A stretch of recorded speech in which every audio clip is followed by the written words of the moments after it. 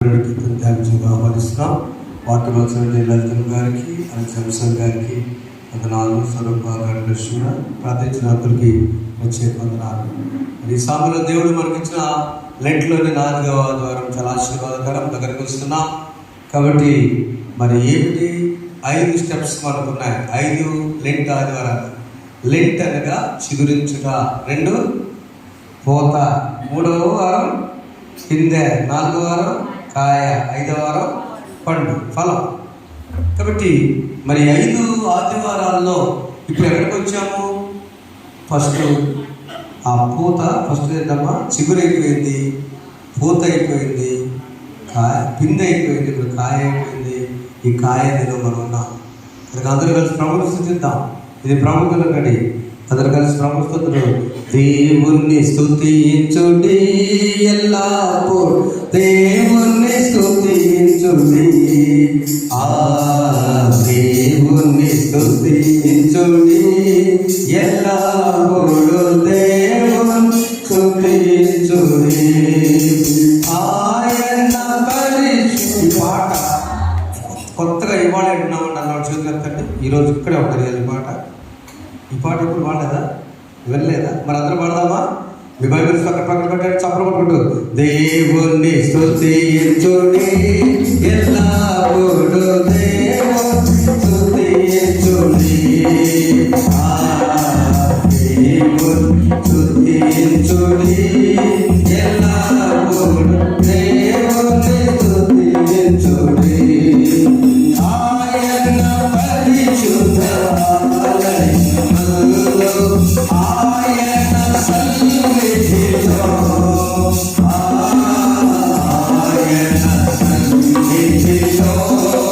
ఎల్లప్పుడు దేవుణ్ణి స్తుతించుడి, దేవుణ్ణి స్తుతించుడి ఎల్లప్పుడు, దేవుణ్ణి స్తుతించుడి. దేవుని స్తోత్రం గట్టి చప్పట్లు కొడదాం. Praise the Lord. ఆమేన్. Thank you.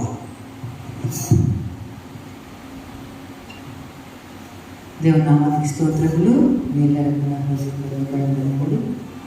మీరందరూ ఇచ్చిన వారికి కూడా నా హృదయపూర్వక వందనములు. మనం ఇప్పుడు 2వసారి 82 కీర్తనకు వచ్చినాం.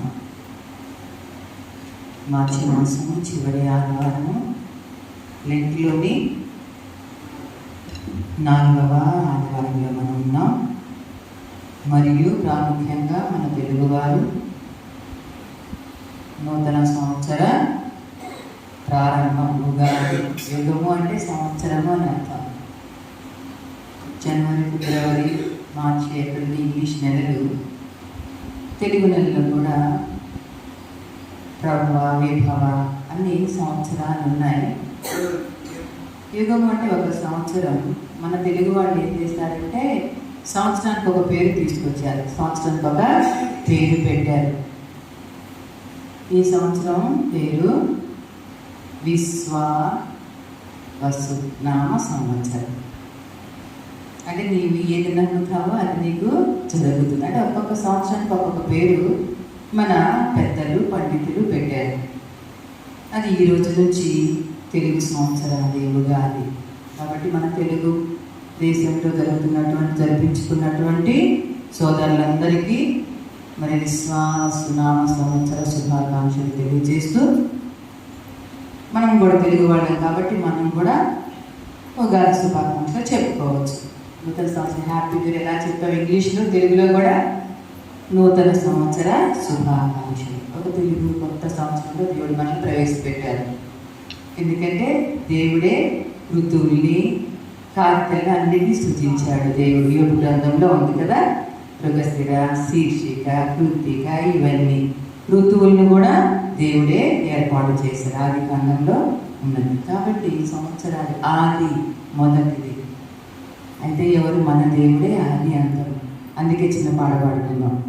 ఆది అంతము నీవే, ఆధారభూతుడ నీవే, ఆది అంతము నీవే, ఆధారభూతుడ నీవే, ప్రతి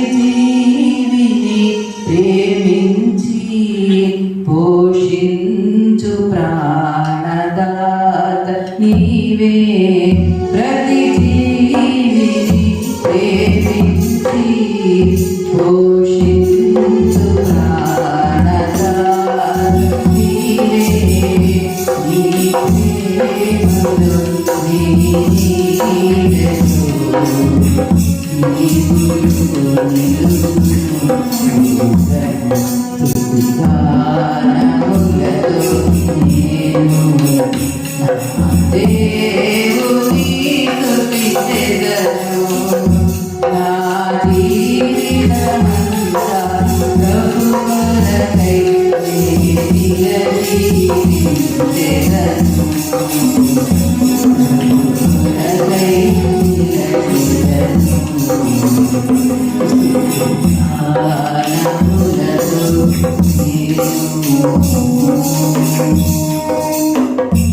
పోషించేవాడు, ప్రేమించేవాడు మన ప్రాణదాత దేవుడే. ఆ దీవు అంతమైన మన దేవుడు ఈ తెలుగు సంవత్సరాది ఈ నూతన సంవత్సరంలో 82వ కీర్తన ద్వారా ఏమి మాట్లాడుతున్నారో మనం కొద్ది నిమిషాలు ధ్యానిద్దాం.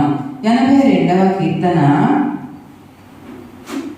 3వ వచనం, పేదలకును తల్లిదండ్రులు లేని వారికి న్యాయం తీర్చుడి, శ్రమ గల వారికి దీనులకును న్యాయము తీర్చుడి.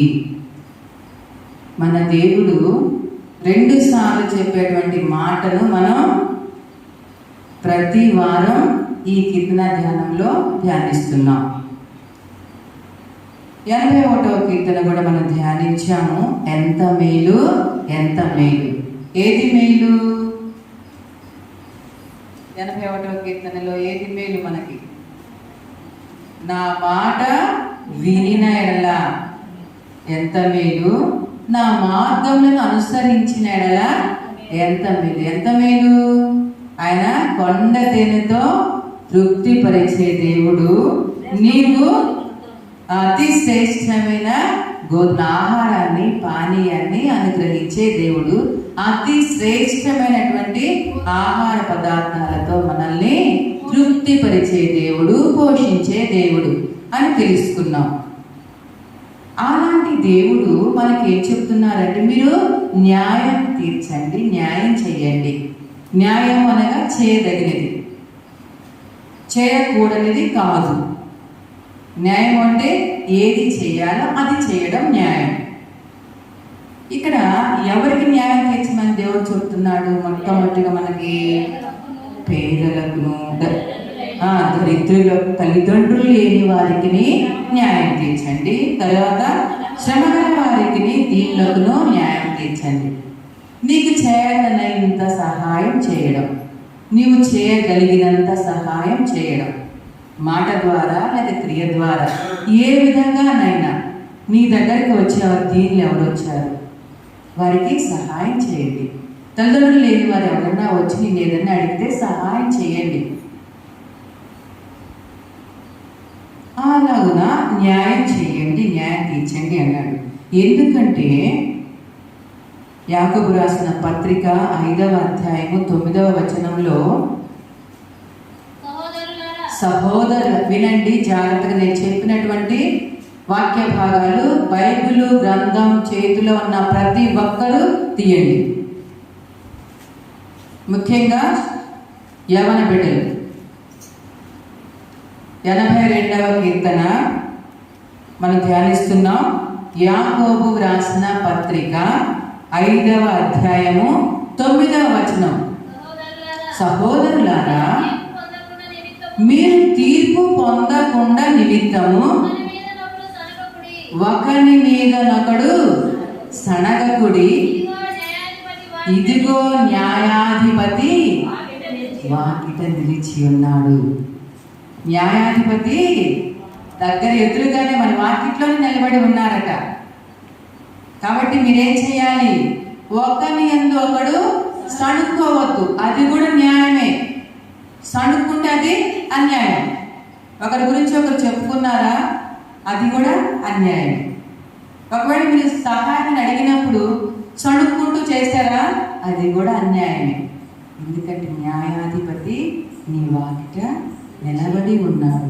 కాబట్టి మనం లెంటులోని 4వ వారంలో ఉన్నటువంటి మనం 82వ కీర్తన ద్వారా నేర్చుకున్నది, నీకేది న్యాయమో అది చెయ్యి.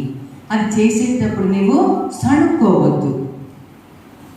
ఎందుకంటే మనకు ఒక వృత్తాంతం తెలుసు, చూద్దాం. అది కూడా చివరిగా మత్తయి సువార్త 20వ అధ్యాయం 13వ వచనంలో,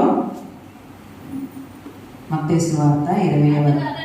అందుకతడు వానిలో ఒకరిని చూచి, స్నేహితుడా, నేను నీకు అన్యాయం చేయలేదే,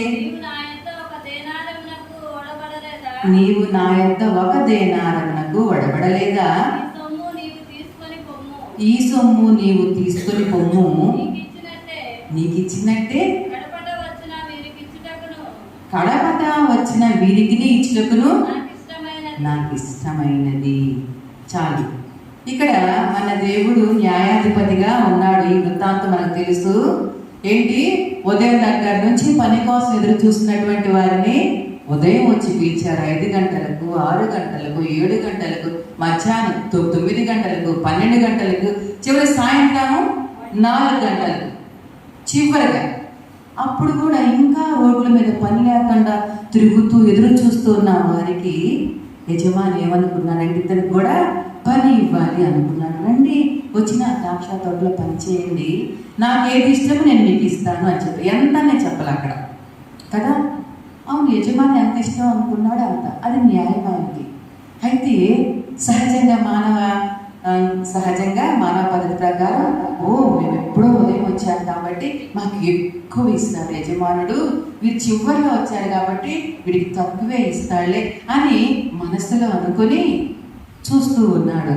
చూస్తూ ఉంటే యజమాని ఏం చేశాడు, ఒక్కొక్కరిని పిలుచుకుంటూ వచ్చి చివరికి వచ్చిన వారికి 1 దేనారమే, మొట్టమొదటి ఎప్పుడో ఉదయం వచ్చి ఎండలో వచ్చి పనిచేసిన వారికి కూడా 1 దేనారమే ఇచ్చాడు.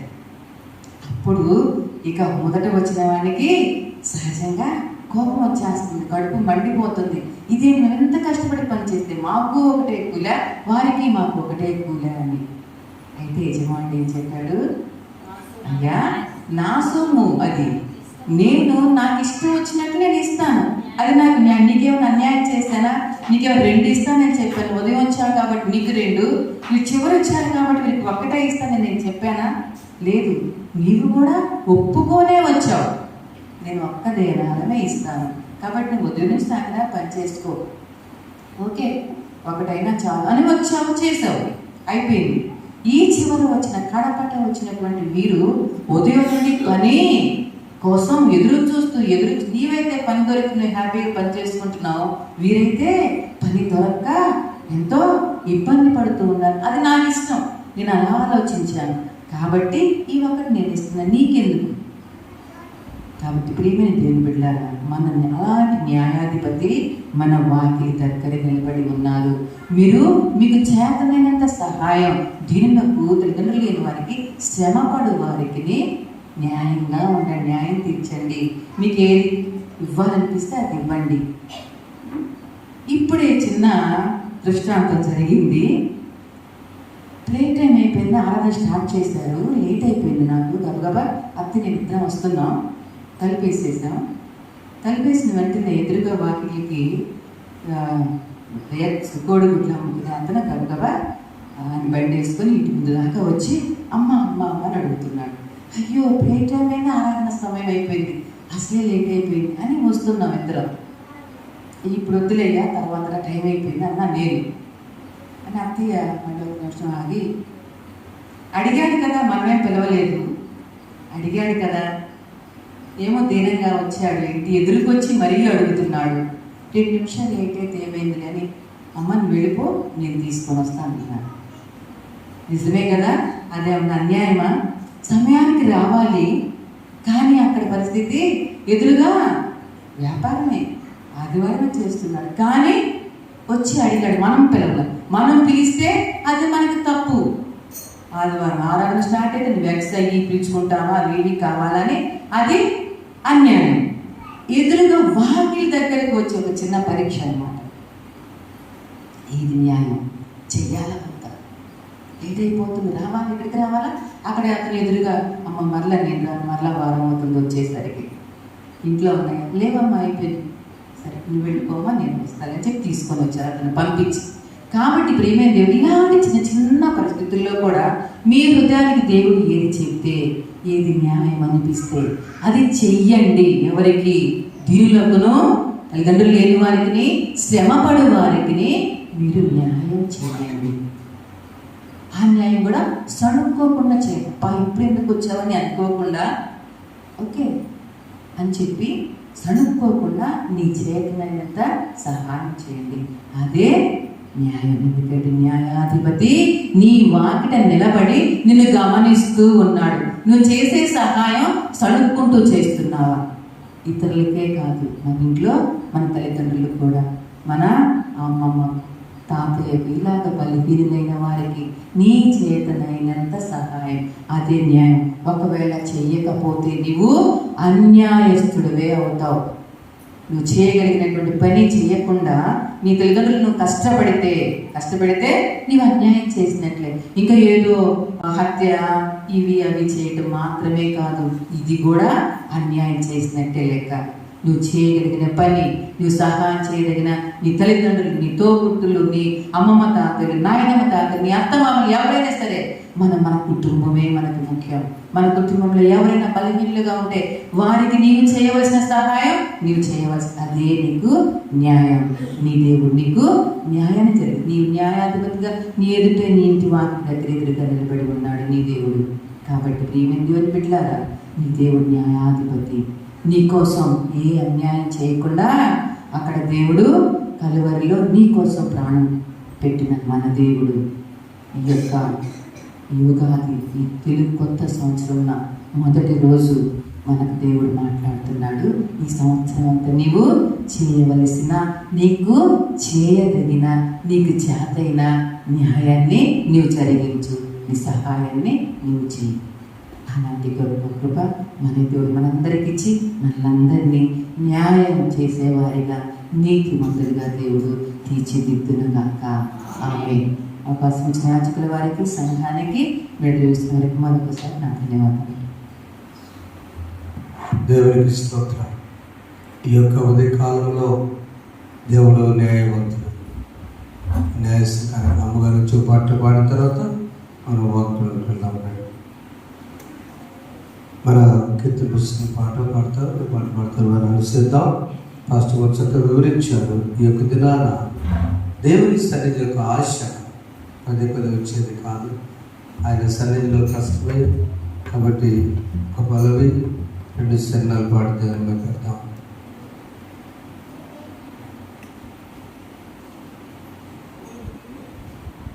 మన కీర్తన పుస్తకం ఉంది 350 పెద్ద పుస్తకం. నీకన్నా చిన్న కీర్తన పుస్తకంలో 125, పెద్ద కీర్తన పుస్తకంలో 350.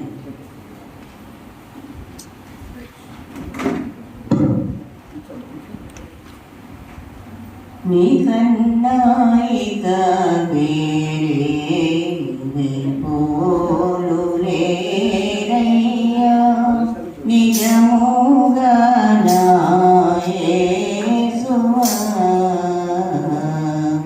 నీ కరుణయను నెలలు చేకను నీదు సాధ్యముగా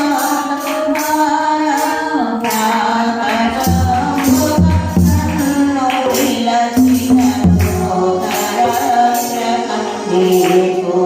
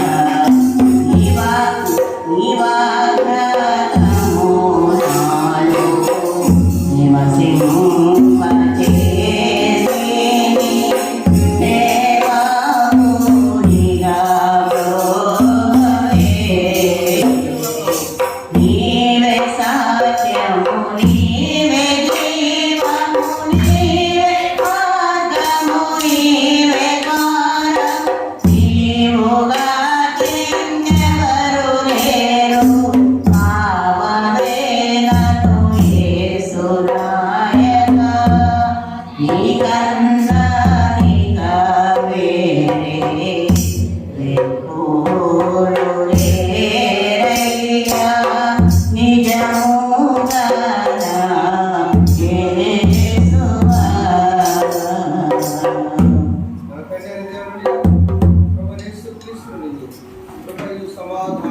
కలుగునుగాక. ఆమేన్. ప్రార్థన చేసుకుందాం.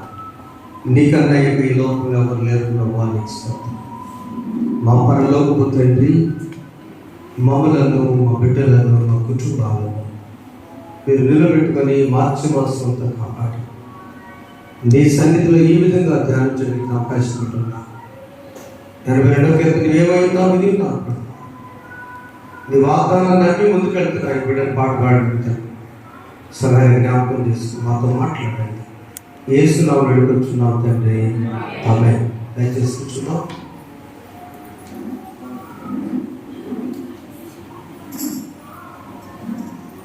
Praise Lord. ప్రభువు నామములో మీ అందరికీ వందనములు, శుభాలు తెలియజేస్తున్నాను. Praise Lord sir. Thank you. ఈరోజు నా కొత్తగా ఆదివారం మొదటిసారి చర్చిలో కాలు పెట్టడం చదివిందండి. ఈరోజు ఫస్ట్ టైం ఈ చర్చిలో రావడం. సుధాకర్ గారికి ప్లీజ్ కేటం చప్పడం వారికి హైదరాబాద్ నుంచి వచ్చారు. వారికి ప్రత్యేకంగా దేవుడు దీవించును గాక. ఆమె నీలాంబర రవి గారు, జ్యోతి వాళ్ళ husband. Thank you. God bless you. ఈ సమయంలో దేవుడు పంపించిన ఒక ప్రత్యేకమైన సమయం ఏంటంటే ఆయన సన్నిధిలో ఆనందించడం, ఆరాధించడం. ఈ శ్రమకాల ధ్యానంలో 2లోని 4వ వాగ్దానంలో మనం ఉన్నాం. ఇది అంశం ఏమనగా మనం అసలు ఎవరిని, మనం పూజిస్తున్నటువంటి దేవుడు గొప్ప దేవుడు. అయితే మనం ఎవరిని మనం పూజించే దేవుడు తెలుసు, కానీ మనం ఎవరు అనగా దానికి సమాధానం ఎప్పుడంటే అపోస్తలుడైన పౌలు గలతీయులకు రాసిన పత్రిక, గలతీ పత్రిక చదువుకున్న పత్రిక పాఠ్యం 4వ అధ్యాయం 31వ వచనం. కాగా సహోదరులారా, మనము స్వతంత్రురాలి కుమారులమే గాని దాసి కుమారులము కాము. ఒకసారి అది చదువుకుందామా?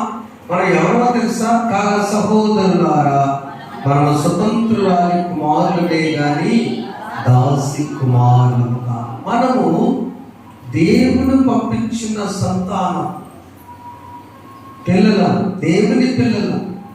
ఈ సందర్భంలో ఒక దినాన్ని జ్ఞాపకం చేసుకుంటూ ఉన్నాను. అబ్రహాముకు దేవుడు వాగ్దానం ఇచ్చాడు. వాగ్దానం ఇచ్చిన వాగ్దానం ఏంటంటే 75 సంవత్సరాలు అబ్రహాంకి, శారాకి 65 సంవత్సరాలు. ఆ వాగ్దానం చిన్న వాగ్దానం కాదు, చాలా పెద్ద వాగ్దానం ఇచ్చాడు.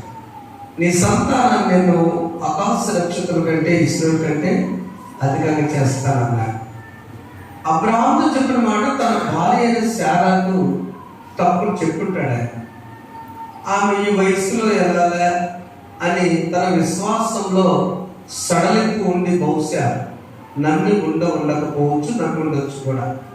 కానీ ఒక స్త్రీ ధర్మం ప్రకారం ఆమె ఏం చేసిందంటే, ఆమె ఎదురైనటువంటి హాగరును ఆమె, అమ్మ హాగరు, నువ్వు నా యజమానితో సంసారం చేస్తే నా బిడ్డను కావాలి, బిడ్డ మాత్రం నాకు ఇష్టమైన బిడ్డే, నీ బిడ్డను నువ్వు చేస్తావు, నా యొక్క గర్భం ఉడికిపోయింది కాబట్టి అని చెప్పింది శారా.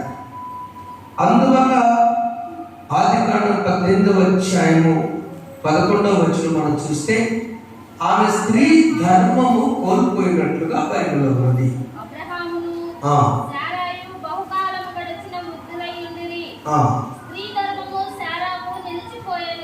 స్త్రీ ధర్మము శారాకు నిలిచిపోయేను గనుక నేను బలము ఉడికిన దానైన తరువాత నాకు సుఖము కలుగునా.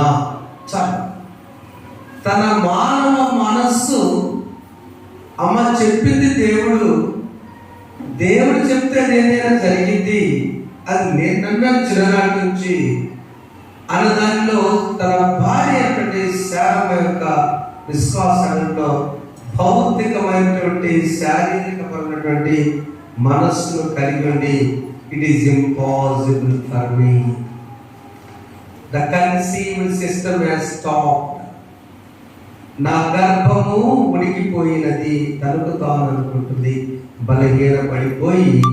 ఎప్పుడైతే బలహీన పడతామో వెంటనే బలహీనులకు హెడ్ ఒక ఆయన ఉన్నాడు, అప్పు అదేం చేస్తాడు, ఎంటర్ అయిపోవాలి. ఏదేని తోటలో ఆ దేవుడు తినమన్న పడు తిరుగుతున్నప్పుడు ఆమె బలహీనురాలైంది కాబట్టి అపవాది వచ్చి బలహీనురాలంటే స్త్రీని ఏం కాలంలో తినంది. జాగ్రత్త, మనం ఎవరిని స్వతంత్ర దేవుని పిల్లలు, సింపుల్గా మనం దేవుని పిల్లలు. దేవుని పిల్లలు ఎంత దీవించబడతారు. ఈ శారమ్మ గర్భవతి హాగర్ను సంసారం ఒక కొడుకు పుట్టాడు. ఏం పేరు? ఇష్మాయేల్. ఇష్మాయేల్ పుట్టిన తర్వాత మరల దేవుడు ఆ వాగ్దానాన్ని నెరవేర్చాడు కదా.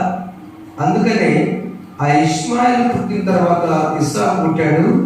ఇస్సాకు పుట్టిన తర్వాత ఇష్మాయేల్ పంపించి వేస్తే, అయ్యో నేనేం చేశాను, నాదా తప్పు ఏంటి విధంగా అని చెప్పేసి శారా ఏడ్చుకుంటూ ఆ తిత్తిలో నీళ్లు తీసుకుని వెళ్ళి ఆ ఎడారిలో దిగులు పడతా నీళ్లు అయిపోయినప్పుడు దాహంతో ఈ పాట పాడుతుంది. 16వ వచనము ఆది కాండంలో దూత వచ్చింది. ఆ పాట పాడిన తర్వాత బహుశా చూచుచున్న దేవుడవయ్యా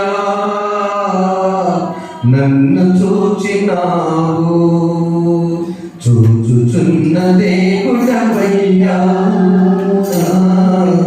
నన్ను చూచినావు, నీ పేరు ఏమిటో ఎరుగనయ్యా, నా పేరుతో నన్ను పిలిచావయ్యా, నీ పేరు ఏమిటో ఎరుగనయ్యా, నా పేరుతో నన్ను పిలిచావయ్యా, చూచుచున్న దేవుడవయ్యా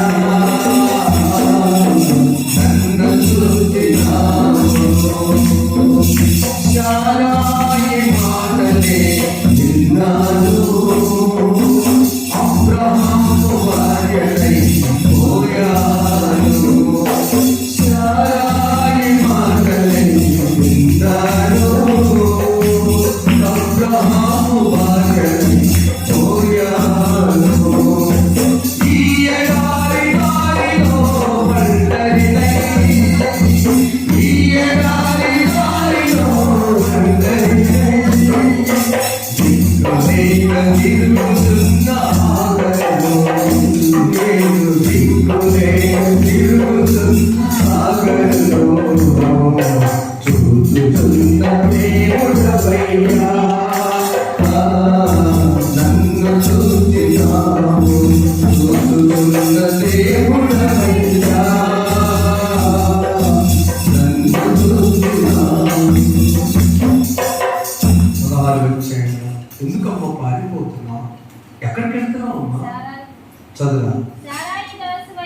సారై దాసైన హాగరు అసలు ఎక్కడి నుంచి వచ్చావు, ఎక్కడికి వెళ్తున్నావు అని అడిగినందుకు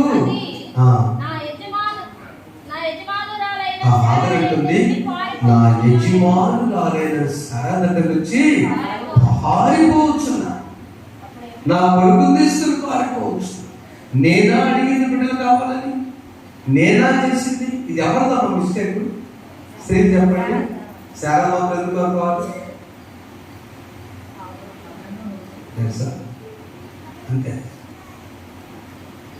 అంతే. బైబిల్ ప్రకారం ఆదాము హవ్వలు పండు తినదని ఎవరు చెప్పాడు? దేవుడు ఆదాము.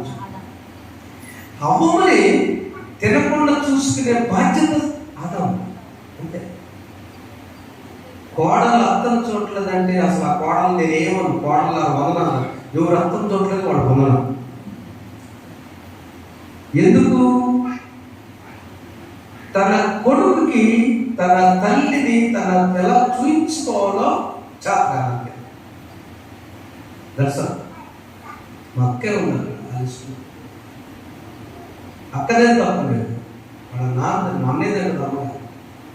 ఇప్పుడు ఆమె కాకుండా ప్రశాంతంగా ఉండేది, ఎప్పుడు తిట్టుకుంటాడు కానీ వాళ్ళు బయట చెప్పుకోరు. ఎవరు ఎవరు చెప్తారు? మా అత్తగారు నేనగానే అక్క గురించి వాళ్ళ తమ్ముడు చెప్పొచ్చా? వాళ్ళ కూతురు వస్తే చెప్పరు కాదు, నాకు చెప్పింది రెండు. అయ్యా మీ అక్క అత్త మళ్ళీ చూసుకుంటాగా కాదా? చాలా గొప్పది మా అక్క దత్తం. ఎందుకు? నేనంటే ప్రేమ, తన కొడుకు అంటే ప్రేమ. ఆదాముతో మిస్టేక్, అందుకని దేవుడు ఆదాము అడిగాడు, అమ్మమ్మ అడిగాడా? ఆదామా ఇప్పుడు ఎవరికి మిస్టేక్? అయితే దేవుడు కృపగల దేవుడు కాబట్టి, అబ్రహాం దేవుడు అంటే ఇష్టం కాబట్టి, అబ్రహాం మనస్సున్నా లేకపోయినా తన పరిస్థితిలో పుట్టాడు కాబట్టి ఇష్మాయిల్ అంటే అబ్రహాం చాలా ఇష్టం. అందుకనే దేవుడు ఒప్పుకోకపోయినా దాసురాలు సంతానమైన దేవుడు కృపగల దేవుడు బలవంతులు ఇష్మాయిల్ సంతానం చేశాడు. చెప్పబడ్డాడు, ప్రపంచంలో ఇష్మాయిల్ సంతానం బలవంతం లేదు ఈరోజు కూడా. దానికి పత్రిక 4 వచ్చింది.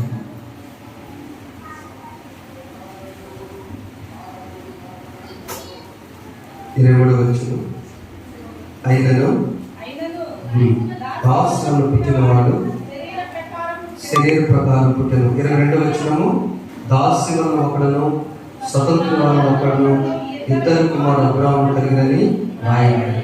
అబ్రాహాము 2 కుమారులు, ఒక కుమారుడేమో దాసి ఆఖరి సంతానం, ఒక కుమారుడేమో శారా సంతానం. శారా సంతానం వాగ్దానం ఇచ్చి వచ్చిన సంతానం, దాసి సంతానము తాను ఏర్పాటు చేస్తాడు. అయితే దేవుడు ఇద్దరిని చూపాడు.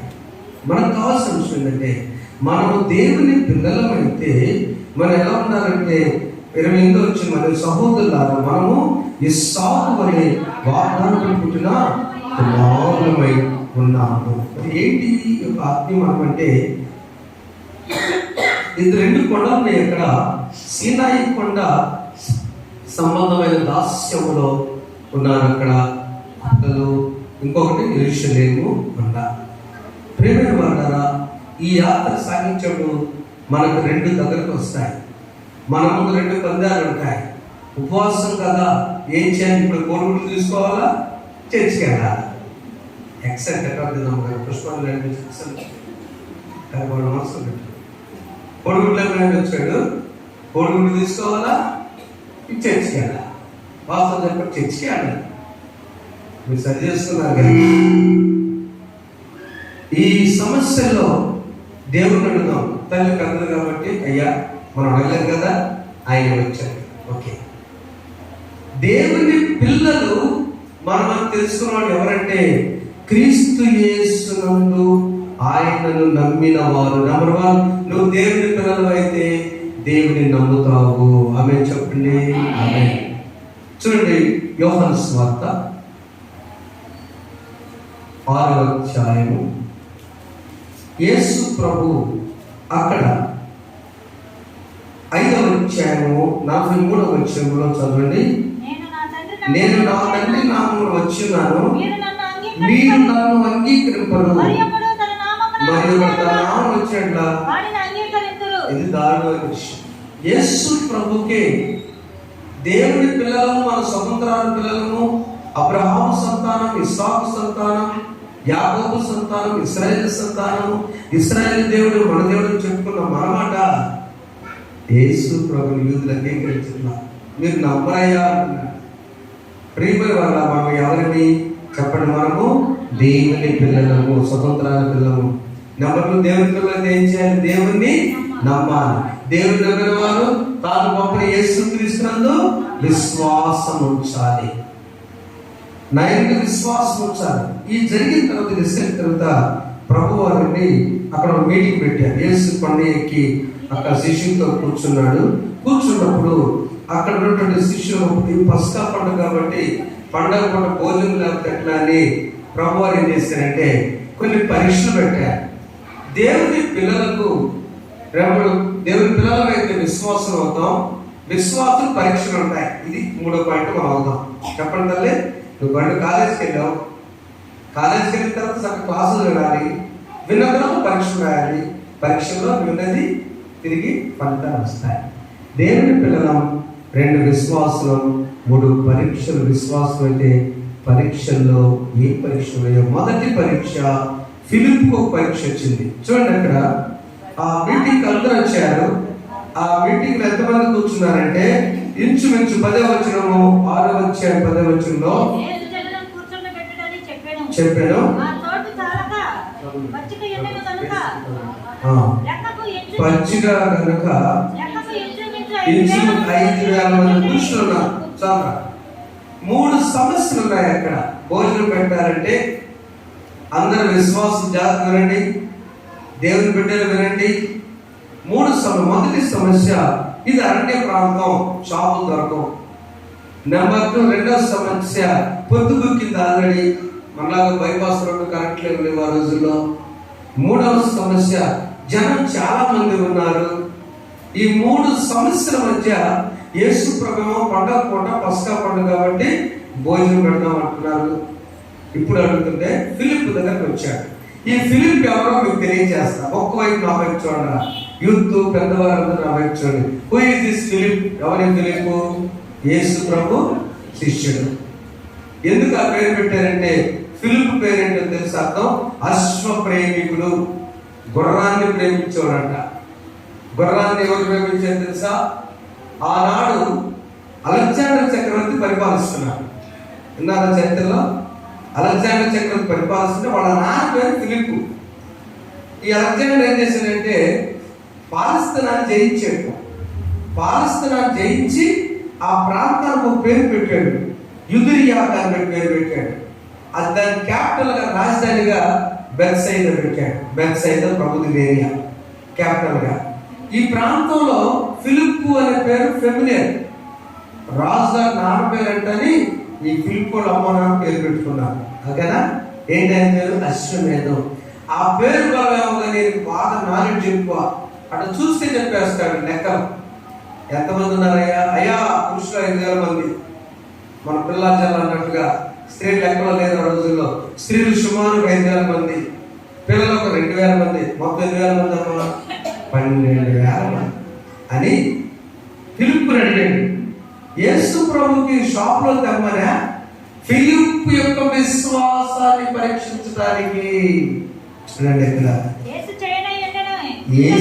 ఏమి చేయను తాను ఎదిగిండి అతన్ని పరీక్షించడానికి అడిగాడు. ఏమని అడిగాడు ఫిలిప్ని? అయ్యా వీరు భుజించక ఎక్కడి నుంచి రొట్టెలు కొని తేమని ఫిలిప్ని అడిగాను. కానీ ఫిలిప్ ఏమన్నాడు? అయ్యా 7వ వచనం, ఫిలిప్ వాడిలో ప్రతి వాడును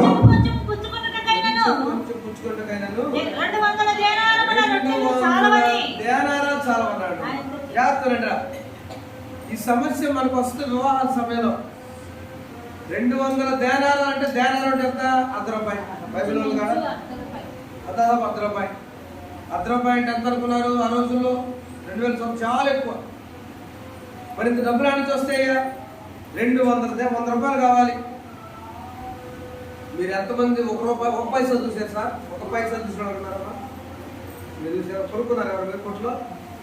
2 పైసలు 1 పైసా కొనుక్కున్నారు. మామిడికాయ కొనుక్కున్నారు 2 పైసలు. ఆఫరింగ్ కూడా 2 పైసలు కూడా వేసేవాడు బయట కూడా. 2 కప్పులు తిరిగి అది మీరు ఎవరు చూడదు కదా? మామూలుగా 5 పైసలు చూసారా? 10 పైసలు చూసారు. 10 పైసలు చూసారా? Very good. పావాలంటే ఎక్కువ. మీరు పావాలంటే టీచర్ వేస్తారు ఆఫరింగ్. 20 పావాలంటే పెద్ద పెద్ద దందా కదా లెక్క. ₹1 అంటే ఇక్కడ కృతజ్ఞత కాదు. ₹5 రూపాయలు వేసి చెప్తారు. ఇక ₹1 నోటు ఉండేది. 2 స్టాప్ లేదు, మీరు వేస్తారు. ₹1 మాకు ఎక్కువ పెట్టుకుంటున్నాం. అవునమ్మా? ఓ చిత్తమైన సహోదరి ప్రతి ఆదివారం ఆమె చర్చకి వచ్చి ₹1 నోటు వేసేది. నాన్నగారు చాలా ఘనంగా చెప్తున్నాం. చెప్పమంటండి, ₹1 అంటే ఒక 40 సంవత్సరాల క్రితం నేను చెప్పే మాట. 42-43 సంవత్సరాల క్రితం ₹1కి చాలా విలువ ఉంది.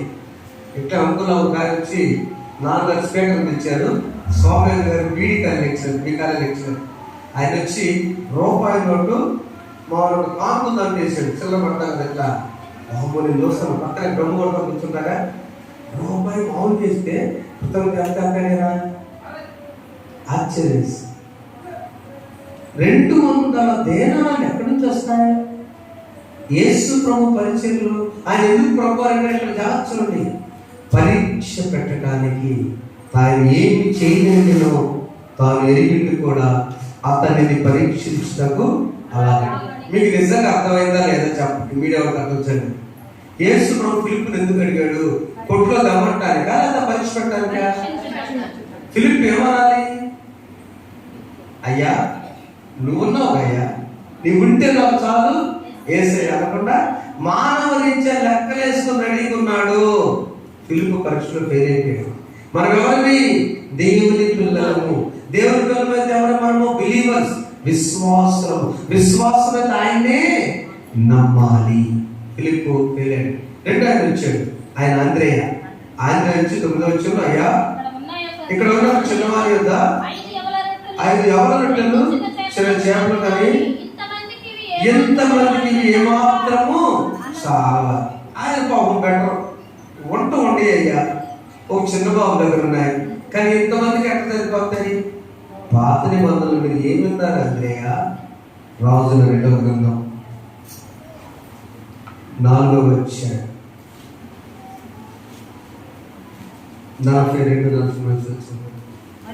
మరియు ఒకడు బయల్షాలిషా నుండి మొదటి పంట బాపతు. ఎలీషా దైవజనుడి దగ్గరికి పంట తీసుకుని ఫస్ట్ పంట తీసుకుని వచ్చాడు. 20 రొట్టెలను, క్రొత్త గోధుమ వెన్నెలను, 20 రొట్టెలు, అవి కూడా అవల పిండితో చేసినాయి. ఈ రోజు యేసు ప్రభువు గుర్తించి కూడా అవల పిండితో చేసిన అవల పిండి రొట్టెను దైవజనుడైన అతనికి కానుకగా అతడు జనులు భోజనం చేయుటకు దాన్ని వడ్డించమని. ఇదే సమస్య, వడ్డించమంటున్నాడు. ఎట్లా వడ్డిస్తానయ్యా? ఎన్నో రొట్టెలు అక్కడ? 20. చూడు బైబిల్ అన్నమాట, 20 రొట్టెలు ఉన్నాయి, కొన్ని చేపలు ఉన్నాయి, కొన్ని పండ్లు ఉన్నాయి, గోధుమ పిండిలు ఉన్నాయి. ఎంతమంది ఉన్నారు జనం అక్కడ? 40 వచ్చిన 100 మంది, అంటే 100 మంది ఉన్నారు అక్కడ. 100 మందికి నవ్వుకోండమ్మా, 100 మందికి ఎట్లా సరిపోతాయి? పెళ్లిలో మీరు పాడతారు, పెళ్లి పాట పాడరా? కానా వెలుగులో అక్కడనే నీళ్ళను రసముగా మార్చితివే. కానా వెలుగులో అక్కడనే నీళ్ళను రసముగా మార్చితివే. రసమునకు నీవే అందగనుని, కష్టమునకు నీవే అందగనుని, వరదలు నీవే నడుపుమన్నా, దేవాలయమన్నా, దేవాలయమన్నా, దేవాలయమన్నా,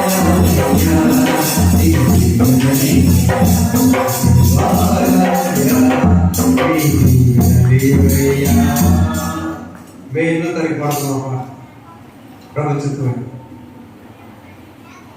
దేవుడు చేస్తాడయ్యా, నీకెంత పని? ఎలీషా అంటున్నాడు, కొత్త పంట తెచ్చానయ్యా, మంచిదే. 20 రొట్టెలు తెచ్చానయ్యా, మంచిదే, పట్టించు. ఎట్లా సరిపోతుంది? మానవులమై ఉండి దేవుడితో ఉండి కూడా ఎలా ఉంటామంటే మానవ స్వభావం. ఫిలిప్ లాగా, ఎలీషా శిష్యులా వడ్డించు అన్నాడు. వడ్డిస్తే వారు వడ్డించుగా కూర్చోను. అయితే అతని పనివాడు యెహోవా సెలవిచ్చినట్లు చప్పడగొట్టుకో ఒకసారి. దేవుడు ఆశీర్వాదము ఐశ్వర్యం ఇస్తుంది, ఘనతలు ఇస్తుంది, ఆశీర్వాదం అంతే. అక్కడ పాయింట్ ఏంటంటే వడ్డించు అని చెప్పింది ఎవరు? యెహోవా. అది ఆన్సర్. యెహోవా దేవుడి యొక్క సేవకుడు యెహోవా నాకు చెప్పి ఉన్నాడు, నువ్వు వడ్డించు, నువ్వు భయపడబాక. విశ్వాసం. మనం ఎవరు? మీ దేవుని పిల్లలము. 2 మనం ఎవరు? మీ విశ్వాసము. ఏ విశ్వాసము? దేవుని నమ్మి దేవుని దగ్గర ఆయన యొక్క ఆశీర్వాదం పొందిన విశ్వాసం అండి. 3వది మనం ఎవరో తెలుసా? యేసు అనుచరులు. We are the followers. Number 1, we are the children. Number 2, we are the believers. Number 2, we are the followers. యేసు అనుచరులము. యేసు నచ్చలేదు. ఏం చేయాలంటే ఆంధ్రయ్య, అయ్యా ఈ చిన్న పిల్లవాడి దగ్గర 5 రొట్టెలు 2 చెప్తాను కానీ ఆ పిల్లవాడి యొక్క పరీక్ష తెలుసా? ఆంధ్రయ్య ఫెయిల్ అయిపోయాడు, ఫిలిప్ ఫెయిల్ అయ్యాడు, చిన్న పిల్లవాడు మాత్రం రెడీగా ఉన్నాడు. యేసు మీ దగ్గర ఎవరి దగ్గర ఏమైనా ఉన్నాయనగానే నిలబడలేచాడు మా అభిలాగా. జీసస్ ఐ హ్యావ్ చేతులు కట్టుకొని ఏమైనా 5 చేపలు ఇగో అన్నాడు. ఎందుకు తెలుసా? నువ్వేమైనా చేయగల సమర్థులవని. ఆమె చెప్పండి, గట్టి చప్పలు కొట్టండి. ఎందుకు? చిన్న పిల్లవాడికి తెలుసు యేసయ్య ఏదైనా చేస్తాడు. మన బాబా దగ్గర కూడా ఉంది. బాబా ఇవ్వలా, ఇద్దరు మార్కెట్కి వెళ్ళారు. ఈ బిడ్డోడు నాన్న అడిగాడు, తనని ఏదమ్మా కొడుకాడు, మీ తమ్ముడు ఎప్పుడు వెళ్ళాడండి? నేను మార్కెట్కి ఆ చరిత్ర వెళ్తే రాలేదు. సరేలే, ఉదయాన్నే అయిపోయిన తర్వాత యేసు ప్రభు వడ్డించుకోగానే 4వ పని, మొదటి ఫిలిప్ పరీక్ష ఫెయిల్ అయ్యాడు విశ్వాసంలో, ఆంధ్రయ్య ఫెయిల్ అయ్యాడు, చిన్నబాబు పాస్ అయ్యాడు. 4 ప్రజలు మీరందరూ కూర్చున్నారు కానీ అల్లా చిల్లరగా ఉండకుండా నేను సంఘాన్ని అభ్యర్థిస్తున్నా, చక్కగా మీరు భోజనం విషయం కానీ పలహారం విషయం కానీ చాలా క్రమంగా ఉన్నారు. మీరు కూడా కూర్చోబడగానే వారందరూ పాస్ అయ్యారంట. జనమంతా కూడా వారికి ఇష్టమైనంత మట్టు పట్టించారు. తృప్తి 100 మంది 50 మంది కరెక్ట్గా లెక్కేసుకొని కరెక్ట్గా అన్ని వేల మంది కూర్చున్నారట. 12,000 మంది క్రమంగా భోంచేశారు.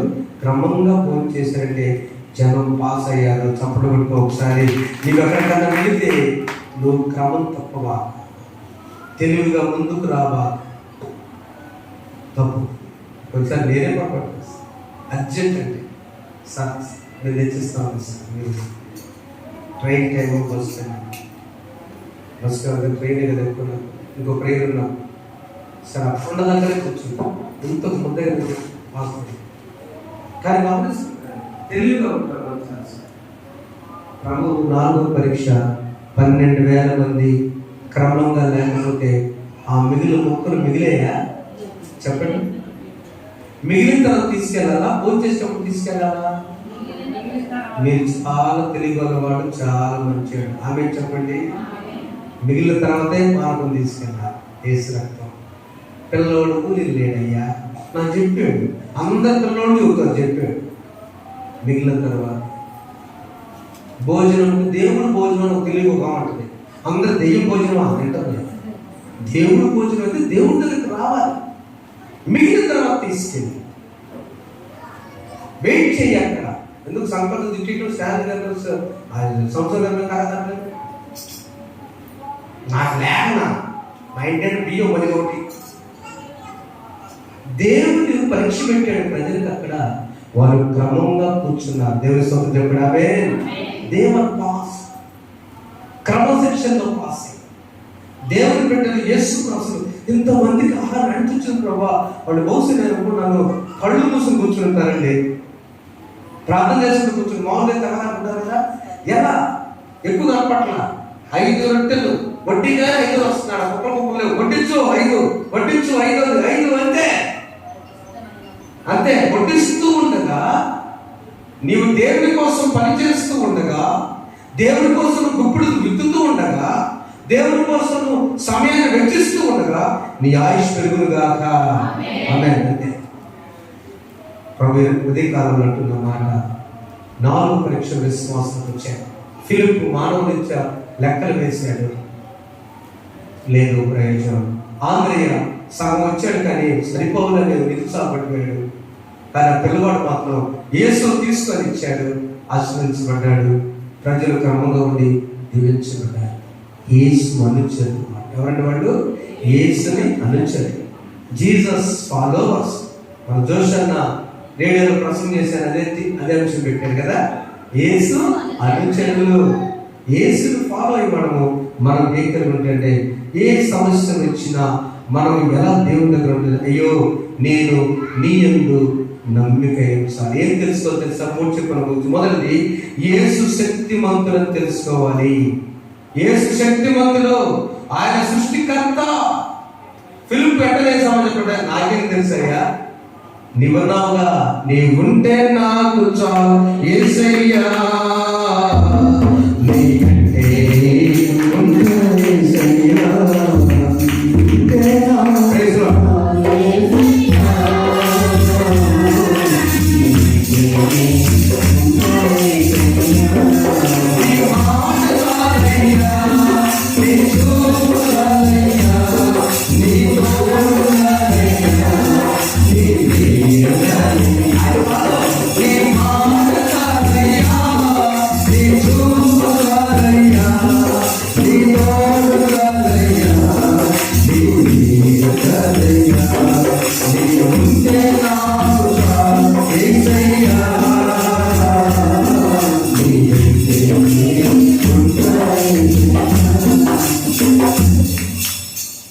ఆనాడు ఎలీషా ధన్యుడు ప్రార్థన 22 వందల మంది ఉన్నారు. మీరు ఏమి చేయకుండా మీ పితరులు మన్నా భోజనం చేయలేదా? ఎక్సలెంట్. 16:35 మీ పెద్దలు భోజనం చేయలేదా? ద్వితీయోపదేశకాండం 8:15 నీళ్లు లేవంటే నీళ్లు తాగలేదా? మీరెందుకు భయపడతారు మీ బిడ్డల పోషణ గురించి అని ప్రభువు ఈ సూచిక క్రియ ద్వారా నేను ఉన్నవాడను అయ్యా నేను పైనుంచి దిగి వచ్చినాను మీరు నమ్మట్లేదు. మోషే నమ్ముతున్నా. 5వ అధ్యాయం మోషే నమ్ముతున్నా. నేను పైనుంచి దిగి వచ్చాను నమ్మలేకపోతున్నాను. మనం కూడా ప్రేమల వల్ల సమస్యలు వచ్చినప్పుడు బిడ్డలు ఎట్టయ్యా, బిడ్డల పరిస్థితి ఎలా అయ్యా? నో, నువ్వు చేసినంత యేసు శక్తిమంతుడు. చెప్పండి, యేసు శక్తిమంతుడు. నమ్మో దేవుడి పిల్లలు అయితే. నెంబర్ 2, యేసు నన్ను నా కాపరి ఏం చేస్తాడు? మనల్ని పోషిస్తాడు. నడిపి యెహోవా నా కాపరి, నాకు లేవు కాదు. అది ఎక్కడ తీసుకెళ్తాడు? నేను పచ్చిగా చోట్ల ఆయన నన్ను పని చేస్తాడు. ఉదయం మా ప్రసాద్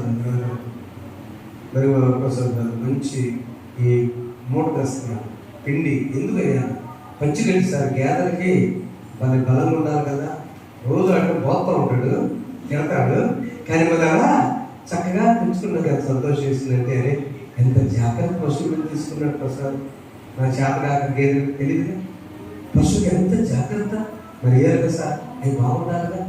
చూడండి, నోరు లేని పశువుకి తాను ఎంత జాగ్రత్త తీసుకున్నాడో, నోరించి తన పిల్లలైనటువంటి వారికి యేసు ప్రభు జాగ్రత్త తీసుకోడమ్మా. ఇప్పుడు గట్టి చెప్పండి, జాగ్రత్త తీసుకుంటాడు లేదా? ఏమి తీసుకున్నావు? యెహోవా నా కాపరి. మొదటిగా నువ్వు ఆయన అనుసరిస్తే, ఆయన ఏం చేయాలంటే నువ్వు ఆయన శక్తిమంతులను నమ్ము. ఆయన కాపరి. నాకెందుకు? ఆయన చూసుకుంటాడు. శ్రమల కాలమైనా, ఈస్టర్ పండుగ అయినా, పిల్లల వివాహాలైనా, వారి విద్యాభ్యాసమైనా, వారి ఉద్యోగమైనా, వ్యవసాయమైనా, వ్యాపారమైనా, పరిచర్య అయినా ఎవరు చూసుకుంటారు?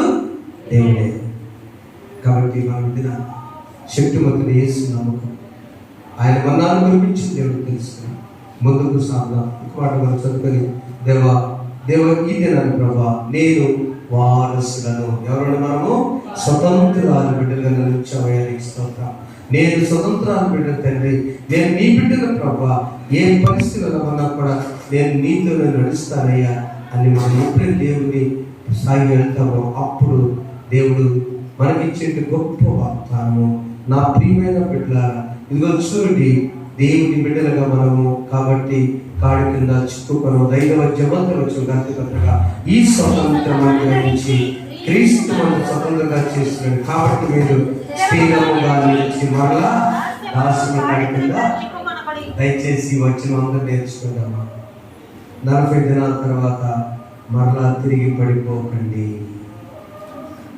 40 దినములు పరిశుద్ధంగా ఉన్నా. ఎందుకు? రానున్న 320 రోజులు బాగుండాలని. చాలా మంది విమర్శిస్తారు. 40 రోజులు తర్వాత చూడండి ఆయన్ని. 40 తర్వాత చూడడం ఎట్లుంటుందో. ఇప్పుడేదో మాల వేస్తున్నాం కాబట్టి ఎస్ మాల తీస్తేనే మనిషిగా కడతారు సినిమా వల్ల. ఎప్పుడు మనిషి మృగానికి కాదు. 40 దినముల దాస్యము కాడి కింద మనం తిరిగి రావద్దు. బాప్తిస్మం పొందిన బిడ్డలారా, నిర్ధారణ పొందిన బిడ్డలారా, ప్రభు బలలో పాల్గొన్న వారులారా, దేవుడు అంటున్నాడు నీవు నా బిడ్డవు. మిగిలిన బిడ్డలు కూడా నా బిడ్డలే. గుర్తింపులోకి ప్రభు బలలో పాల్గొనని దేవుడు పిలుస్తున్నాడు. మనం ఏ కాడి వద్దు. సాతాను ఎప్పుడు బానిసగా చూస్తాడు, దేవుడు ఎప్పుడు కొడుకుగా చూస్తాడు. అవునా కాదు చెప్పండి. తండ్రి కొడుకుని ఎప్పుడు కొడుకుని చూస్తాడు, తండ్రి ఎప్పుడు కొడుకుని చూస్తాడు, తల్లి ఎప్పుడు కొడుకుని బిడ్డగా చూస్తుంది. నా పిల్లవాడు వాడు ఎంత వయసు వచ్చింది. నీ లోకపరమైనటువంటి స్నేహితులు కొద్ది కాలం వరకు చూస్తారు, కానీ చివరి వరకు ఏసే. ఇప్పుడు మన వారమై దేవుని చెప్పడం మన ఎవరమే, దేవుని పిల్లలు చెప్పడం మన ఎవరమే. You are the child of God. నేను దేవుని పిల్లలు. నెంబర్ 2 నా లక్ష్యం ఏంటి? నేను దేవుని నమ్ముతాను. నెంబర్ 3 దేవుని అనుసరిస్తాను. అనుసరిస్తే ఆయన శక్తి మంత్రం తెలుస్తూ, ఆయన కాపని తెలుస్తూ, చివరిగా నీ కొరకు ప్రాణం పెట్టిన రక్షణ తన అలా నడిపించు పరిశుద్ధాత్మను సాక్ష్యం. అయ్యా నిన్ను నమ్ముకుంటాను, నిన్ను వెంబడిస్తాను నాయన. నాకు ఏ సంఖ్యలో నీయో తొలగించు ప్రభువాన్ని ప్రార్థన చేస్తాను. యేసుని కొరకై ఇలా జీవించేట దాసునముగా నీవను దినము. యేసుని కొరకై ఇలా జీవించేట దాసునముగా నీవను దినము. యౌవనగణమా ఇదే సమయం యేసుని పాడని శోధన పాదన శ్రమని కలిగి ఆరుబడుతున్న ప్రభువనితో యేసుని కొరకై ఇలా జీవించే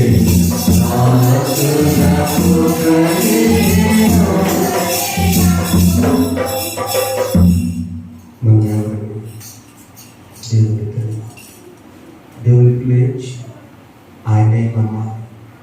నమ్మటమే కాదు, ఆయన అనుసరించాలి. ఆయన పెట్టిన పరీక్షలు గెలవాలి. ఒక చిన్న పిల్లవాడు తెలిసి 12 గంపల ఇంటికి వెళ్ళి యేసునందు విశ్వాసం వచ్చు 12 గంపల ఆశీర్వాదం మీరు పొందుదురు కాక. పరిశుద్ధ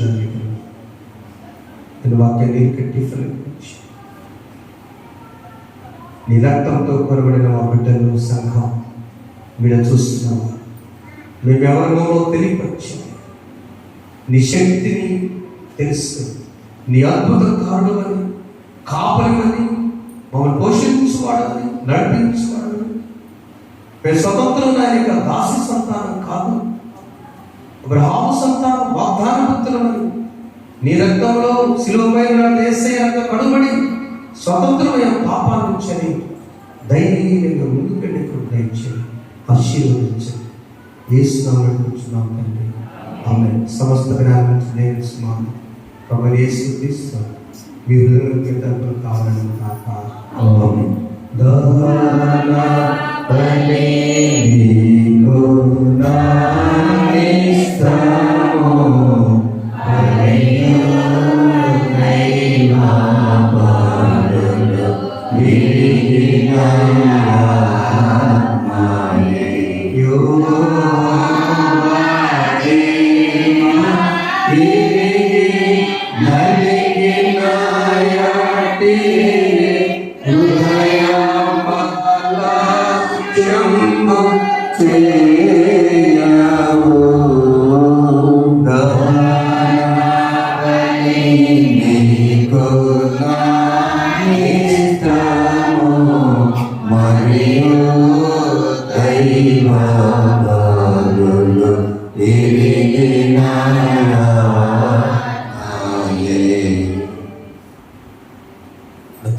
దేవుని పిల్లలుగా ఉందాం, ఆయన నమ్ముదాం, ఆయన అనుసరిద్దాం, ఆశీర్వాదాలు పొందుదాం. ప్రభు మీ జీవితాలు చేసిన మేడలు కృతజ్ఞతలు మృక్కుబడి ముందు